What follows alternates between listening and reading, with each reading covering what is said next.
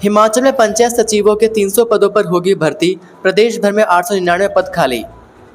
हिमाचल प्रदेश विधानसभा का मानसून सत्र शुक्रवार को अपने 5वें दिन में प्रवेश कर गया, जिसमें कई अहम मुद्दे सदन में गूंजे। सदन की कार्यवाही सुबह 11 बजे शुरू हुई और पहले ही क्षण से बहस का माहौल गरमाया रहा। ग्रामीण विकास एवं पंचायतीराज मंत्री अनिरुद्ध सिंह ने सदन को जानकारी दी कि प्रदेश भर में पंचायत सचिवों के 899 पद खाली हैं। इनमें से 300 पदों को भरने की प्रक्रिया जल्द शुरू की जाएगी। मंत्री ने कहा कि इस संबंध में आवश्यक आदेश जारी कर दिए गए हैं और भर्ती प्रक्रिया को जल्द पूरा करने के प्रयास किए जा रहे हैं। भाजपा विधायक राकेश जम्वाल ने नियम 62 के तहत प्रदेश में पशु तस्करी और पशुओं के साथ हो रही क्रूरता का मुद्दा उठाया। उन्होंने बताया कि 19 अगस्त की रात सुंदरनगर क्षेत्र में 25 मवेशियों को डाक वाहन में अवैध रूप से ले जाया जा रहा था, जिन्हें स्थानीय लोगों ने पकड़ा और पुलिस को सूचना दी। हालांकि उन्होंने आरोप लगाया कि पशु तस्कर को पकड़ने के बावजूद पुलिस ने उसे छोड़ दिया और मवेशियों को उसी व्यक्ति को सौंप दिया गया जिससे चालक ने उन्हें लिया था। जम्वाल ने पशु बेचने वालों पर भी कार्रवाई की मांग की और कहा कि पशु क्रूरता निवारण अधिनियम 1960 में संशोधन कर इसे और सख्त बनाया जाना चाहिए। उन्होंने प्रदेश में बेसहारा गोवंश की बढ़ती समस्या पर भी चिंता जताई। कलयुगी बेटे ने मां के मुंह पर मारे मुक्के, फिर रस्सी से घोंट दिया था गला। हिमाचल प्रदेश के सिरमौर जिला से एक दिल को दहला देने वाली घटना ने पूरे जिला को झकझोर कर रख दिया था। पछाड़ क्षेत्र में एक कलयुगी बेटी ने संपत्ति के लालच में अपनी ही मां की नृशंस हत्या कर दी। 31 वर्षीय पुष्प कुमार ने पहले तो अपनी 51 वर्षीय मां जयमंती देवी के साथ बेरहमी से मारपीट की, फिर रस्सी से गला घोंटकर उसकी हत्या कर दी। इस जघन्य अपराध के बाद आरोपी बेटे ने शव को घर से दूर सुनसान जगह दफना दिया और फिर पुलिस थाने जाकर मां की गुमशुदगी की रिपोर्ट दर्ज कराने पहुंच गया। मामला खुलासा तब हुआ जब आरोपी की बहन ने थाने पहुंचकर अपने ही भाई पर मां की हत्या के आरोप लगाए, जिस पर पुलिस ने जब आरोपी को गिरफ्तार किया और सख्ती से पूछताछ की तो उसने अपना गुनाह कबूल कर लिया। आरोपी पुष्प कुमार सराहा में मोची की दुकान चलाता था। वर्तमान में वह पुलिस रिमांड पर है। पुलिस अधीक्षक सिरमौर NS नेगी ने बताया कि आरोपी की निशानदेही पर हत्या में प्रयुक्त रस्सी और शव को दफनाने में उपयोग की गई कस्सी को भी बरामद कर लिया गया है। फिलहाल आरोपी को 4 दिन के पुलिस रिमांड पर लिया गया है। रिमांड की अवधि समाप्त होने के बाद उसे न्यायालय में पेश किया जाएगा। पुलिस का कहना है कि वह पूरे मामले की गहनता से जांच कर रही है ताकि इस जघन्य अपराध से जुड़े सभी पहलुओं को पूरी तरह से उजागर किया जा सके। कुत्ते को अस्पताल में बंद कर घर चला गया स्टाफ, रात भर जमकर मचाया उत्पात। हिमाचल प्रदेश के मुख्यमंत्री सुखविंदर सिंह सुक्खू के गृह जिला से एक बड़ी खबर सामने आई है। या यूं कहें कि सरकारी विभाग के स्टाफ की लापरवाही उजागर हुई है, जिसे सभी को सोचने पर मजबूर कर दिया है।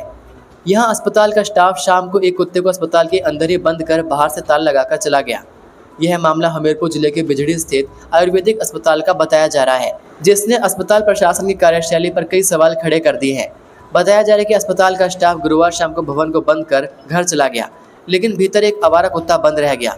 रात भर अस्पताल के अंदर बंद उस कुत्ते ने भारी उत्पात मचाया, जिसकी जानकारी शुक्रवार सुबह स्थानीय लोगों को मिली। स्थानीय निवासियों ने जब शुक्रवार सुबह अस्पताल के पास से गुजरते हुए खिड़की से झांका तो देखा कि एक आवारा कुत्ता अस्पताल के भीतर मौजूद है और दवाइयों को चबा रहा है। इसके साथ ही कुत्ते ने आयुर्वेदिक दवाओं से बनी पुड़ियों तथा अन्य खाद्य सामग्री को भी नुकसान पहुंचाया। स्थानीय लोगों ने इस पूरे घटनाक्रम के वीडियो और तस्वीरें भी खींची, जो अब सोशल मीडिया पर वायरल हो रही है। सुप्रीम कोर्ट का ऐतिहासिक फैसला, अब होमगार्ड्स को भी पुलिस कांस्टेबल के बराबर मिलेगा भत्ता। हिमाचल प्रदेश के करीब 5000 होमगार्ड जवानों के लिए राहत भरी खबर है। सुप्रीम कोर्ट ने होमगार्ड जवानों के पक्ष में ऐतिहासिक निर्णय दिया है, जिससे प्रदेश के हजारों होमगार्ड जवानों को राहत मिलेगी। दरअसल देश की सर्वोच्च अदालत ने एक ऐतिहासिक फैसले में समान कार्य के लिए समान वेतन के सिद्धांत को दोहराते हुए होमगार्ड्स को बड़ी राहत दी है। सुप्रीम कोर्ट ने कहा कि होमगार्ड जवानों को भी पुलिस कांस्टेबल की न्यूनतम वेतन के बराबर ही ड्यूटी भत्ता मिलना चाहिए। सुप्रीम कोर्ट ने स्पष्ट रूप से कहा कि होमगार्ड्स को भी वही ड्यूटी भत्ता मिलना चाहिए जो पुलिस कांस्टेबल को मिलता है, जिसमें बेसिक पे, ग्रेड पे, महंगाई भत्ता और वॉशिंग अलाउंस शामिल है। मुख्यमंत्री सुक्खू बोले, प्रियंका से करवाएंगे 1500 रुपये देने की गारंटी पूरी करने का ऐलान। पार्टी के ही कुछ लोग प्रदेश की बहनों को 1500 देने की गारंटी पर बातें कर रहे हैं। आर्थिक स्थिति ठीक होते ही हम अपनी गारंटी पूरी करेंगे। प्रियंका गांधी की रैली करवाई जाएगी और वहां 1500 रुपये देने की गारंटी पूरी करने का ऐलान करवाएंगे। मुख्यमंत्री सुक्खू ने शुक्रवार को राजीव भवन में वोट चोर गद्दी छोड़ अभियान की शुरुआत को लेकर आयोजित सम्मेलन में यह बात कही। उन्होंने कहा कि अगले चुनाव में प्रदेश में पार्टी का वोट प्रतिशत 10% बढ़ाने की कार्य योजना तैयार कर ली गई है। जल्द ही मंत्रिमंडल के सहयोगियों से इसे लेकर चर्चा की जाएगी। मुख्यमंत्री ने कहा कि बिना संगठन के इतने लोग आ गए हैं, संगठन बन जाएगा तो क्या होगा। वोट चोरी रोकने के लिए हमें अपने बीएलओ को एक्टिव करना पड़ेगा। सुनिश्चित करना हो कि ऐसा ना हो कि एक ही वोटर शिमला शहर में और गांव में दोनों जगह वोट डालें। मुख्यमंत्री ने कहा कि लोकतंत्र पर सवाल खड़े हो रहे हैं। कैबिनेट के अनुरोध को दरकिनार कर राजभवन ने विज्ञापन की तिथि आगे बढ़ा दी। नेता विपक्ष बोले, झूठी गारंटी से सत्ता हथियाना वालों के मुंह से वोट चोरी की बात बेशर्मी। नेता विपक्ष जयराम ठाकुर ने कहा कि हिमाचल के इतिहास में वोट चोरी और जनादेश हथियाने की दोषी कांग्रेस है। प्रदेश में सुखविंदर सिंह सुक्खू की सरकार ने झूठी गारंटियों से हिमाचल में वोट की चोरी कर सत्ता हथियाई है। कांग्रेस सरकार को प्रदेश के लोगों के साथ किए गए इस छल के लिए माफी मांगनी चाहिए और मुख्यमंत्री को इस्तीफा देना चाहिए। कांग्रेस के नेताओं की ओर से वोट चोरी की बात करना अपनी बेशर्मी प्रदर्शित करने जैसा है।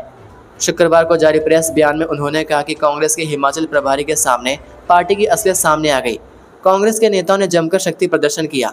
मुख्यमंत्री को चाहिए कि इस शक्ति प्रदर्शन को देखें और स्वयं गिन लें कि हिमाचल में कांग्रेस कितने धड़ों में बटी हुई है। झूठी गारंटियां देकर सत्ता हथियाना, झूठे वादे पर लोगों का वोट ले लेना और सरकार बनने के बाद अपनी गारंटियों से साफ मुकर जाना वोटों की चोरी होती है। यूजी, पीजी डिग्री और डिप्लोमा कोर्स में प्रवेश के लिए बढ़ाई अंतिम तिथि, विद्यार्थियों को राहत। हिमाचल प्रदेश विश्वविद्यालय के दूरस्थ अध्ययन एवं ऑनलाइन शिक्षा केंद्र ने शैक्षणिक सत्र 2025-26 के लिए यूजी और पीजी डिग्री और डिप्लोमा कोर्स में प्रवेश लेने के लिए अंतिम तिथि को 25 सितंबर तक बढ़ा दिया है। इन कोर्स में स्नातक डिग्री में बीए और बीकॉम सहित स्नातकोत्तर डिग्री कोर्स में एमए हिंदी, अंग्रेजी, समाजशास्त्र, संस्कृत, इतिहास, राजनीति विज्ञान, संगीत, लोक प्रशासन, एमकॉम, एमबीए और संस्थान की ओर से संचालित किए जा रहे कोर्स में प्रवेश लेने के लिए अब विद्यार्थी 25 सितंबर तक ऑनलाइन आवेदन कर सकते हैं। इसके अलावा एमए एजुकेशन और बीएड कोर्स में प्रवेश के लिए पहले ही 5 सितंबर तक अंतिम तिथि बढ़ाई जा चुकी है। बद्दी के ढाबे में रोटी पर थूकने का आरोप, वीडियो वायरल होने के बाद पुलिस ने दर्ज की एफआईआर। सोलन जिले के औद्योगिक नगरी बद्दी में उस समय हंगामा मच गया जब सोशल मीडिया पर एक वायरल वीडियो ने लोगों की भावनाओं को झकझोर कर रख दिया। यह वीडियो बद्दी के साई रोड स्थित एक ढाबे से जुड़ा है, जिसमें एक कर्मचारी पर रोटी बनाते समय आपत्तिजनक हरकत करने का आरोप लगाया गया है। वीडियो सामने आने के बाद पुलिस ने शुक्रवार को ढाबा मालिक और कर्मचारी के खिलाफ एफआईआर दर्ज कर जांच शुरू कर दी है। जानकारी के मुताबिक यह घटना गुरुवार रात करीब 10 बजे की है, जब एक स्थानीय व्यक्ति द्वारा कथित रूप से उस ढाबे का वीडियो बनाया गया। इस वीडियो में दिखाया गया है कि किचन में तंदूर के पास मौजूद एक कर्मचारी रोटी पर थूकता नजर आता है। सूचना के अनुसार यह वीडियो शुक्रवार सुबह सोशल मीडिया पर वायरल हुआ, जिसके चलते स्थानीय लोगों में काफी रोष देखने को मिला। वहीं स्थानीय लोगों ने घटना पर नाराजगी जताते हुए कड़ी कार्रवाई की मांग की है। बद्दी उद्योग क्षेत्र होने के कारण यहाँ विभिन्न राज्यों और समुदायों के लोग काम करने आते हैं और इस तरह की घटनाएं सामूहिक सौहार्द पर नकारात्मक प्रभाव डाल सकती है। पुलिस ने लोगों से संयम बनाए रखने और अफवाहों पर ध्यान न देने की अपील की है। साथ ही सोशल मीडिया पर भ्रामक या भड़काऊ सामग्री साझा न करने की चेतावनी भी दी है। वहीं मामले की गंभीरता को देखते हुए पुलिस ने त्वरित कार्रवाई करते हुए ढाबा मालिक मोहम्मद मुस्ताज और उस कर्मचारी मोहम्मद निजाम के खिलाफ भारतीय न्याय संहिता की धारा 271-272 के तहत मामला दर्ज किया है। शिमला के रिज मैदान पर युवक ने कर डाली पैसों की बारिश, पुलिस ने पकड़ा तो पता चली ये बात। शिमला के ऐतिहासिक रिज मैदान पर दिल्ली के एक युवक ने पैसों की बारिश कर डाली। मामले की सूचना मिलते पुलिस मौके पर पहुंची और युवक को अपने साथ कंट्रोल रूम ले गई। जानकारी के अनुसार उक्त युवक अपने दोस्तों के साथ घूमने शिमला आया हुआ था। जब उसके दोस्त थोड़े आगे पीछे हो गए तो उसने टका बैन से 19,000 के करीब राशि फेंक दी। युवक की इस घटना के बाद रिज मैदान पर मौजूद लोग दंग रह गए और लोग इसका वीडियो बनाते रहे।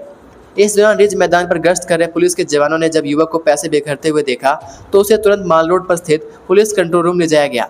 वहीं दूसरी ओर रिज मैदान पर बिखरे पैसों को स्थानीय युवकों की मदद से एकत्रित किया गया। पूछताछ के दौरान पता चला कि उसकी मानसिक हालत ठीक नहीं थी। वह अपने दोस्तों के साथ शिमला घूमने आया था। उसने काफी समय से यह राशि एकत्र की थी। युवक ने पुलिस को बताया कि शिमला आकर जरूरतमंदों को वह पैसे देना चाहता था। जैसे ही रिज मैदान पर उसके दोस्त उससे थोड़ा अलग हुए थे, उसने रिज मैदान पर पैसों की बारिश कर दी।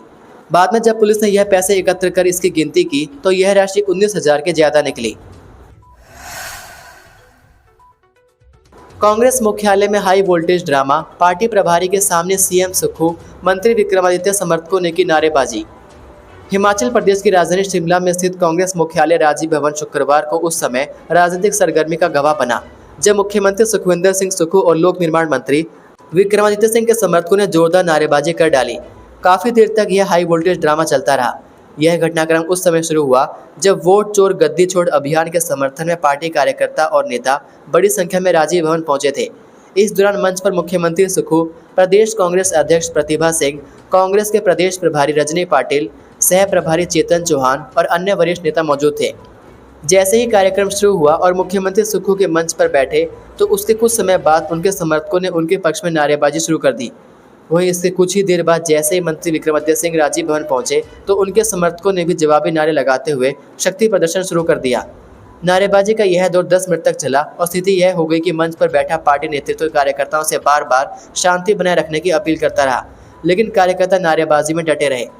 मुख्यमंत्री सुक्खू और चेतन चौहान दोनों मंच से बार बार माइक पर कार्यकर्ता को शांत करवाने की कोशिश करते रहे, मगर नारेबाजी की आवाजें कम होने का नाम नहीं ले रही थी। फिलहाल इस घटनाक्रम ने पार्टी नेतृत्व को सोचने पर मजबूर कर दिया है कि जनता के सामने एकजुटता की झलक दिखाने की कोशिशें बार बार इस तरह गुटबाजी में दब रही हैं। आने वाले दिनों में पार्टी इस परिस्थिति से कैसे निपटेगी यह देखना बाकी है, लेकिन इतना साफ है कि हिमाचल कांग्रेस के भीतर सब कुछ ठीक नहीं चल रहा। ये थे आज के मुख्य समाचार। हिमाचल प्रदेश की बड़ी खबरें रोजाना जानने के लिए सब्सक्राइब कीजिए DHP न्यूज़ चैनल को और बेल आइकन पर क्लिक करें, जिससे आपको प्रदेश की बड़ी खबरें हमारे द्वारा मिलती रहें। वीडियो को लाइक और शेयर ज़रूर कीजिए और आप हमारी वीडियो कौन से शहर से देख रहे हैं नीचे कमेंट करके ज़रूर बताइए। वीडियो में अंत तक बने रहने के लिए आपका बहुत बहुत धन्यवाद। जय हिंद, जय भारत, जय हिमाचल।